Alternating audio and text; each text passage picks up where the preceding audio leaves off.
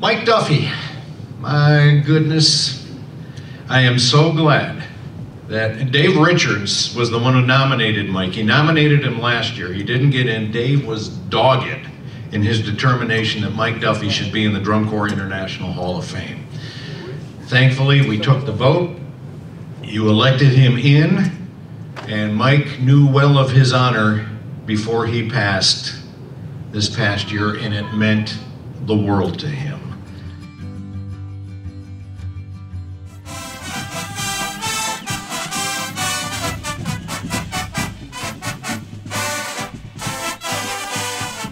It's 1972. The Anaheim Kingsmen and the First Federal Blue Stars are duking it out for DCI's first title. And they're both playing the music of Mike Duffy. It's a 1-2 finish. That may be Mike's biggest claim to fame, but it's only one small part of his overall contribution. Mike's work with the Kilties, among others, also stands out in an era when our unique instruments presented some unique challenges. Frank Doherty explains how Mike Duffy helped blaze a path to a more musical drum and bugle corps activity. You know, drum corps really is all about the music. But without that, what you have is a devilishly clever exercise in fluid geometry. It's very cool, but nowhere near as satisfying without the sound. And when DCI first came together, many of us think of that as a revolutionary new business model. And it was that. But it was also a great liberation of the repertoire. And one of the chief liberators of all of that was Mike Duffy. In fact, one could build a case that, at least in the early years, Mike Duffy was the sound of DCI. I can give you examples. And if I gave you all the examples, I'd incur an overtime penalty. But here are two significant ones.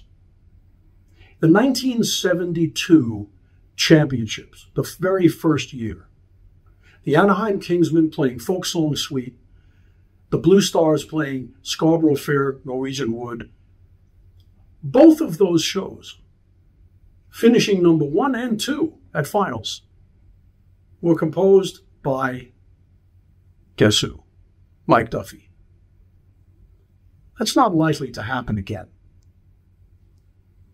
Here's another quick example. Battle Hymn of the Republic had been around for a very long time, but Duffy recharged it, wrote a new version of it for the Casper Troopers. And that version of Battle Hymn was so important that it caused a resurgence of interest in that very tune throughout drum corps. In fact, if you marched in the 60s and 70s and never got to play Battle Hymn, you got cheated. Now, Duffy wrote for dozens and dozens of corps, significant ones, finalists, non-finalists, big ones, little ones, Garfield, the Kilties, De La Salle Oaklands, Alberta Girls, etc., etc. He was everywhere. His notes were everywhere. Here's something people don't know. He liked to travel by train. I think I know why. I can picture Mike Duffy sitting in the Amtrak at his desk, revising, contemplating, and refining his charts. He lived in those notes, as he still does.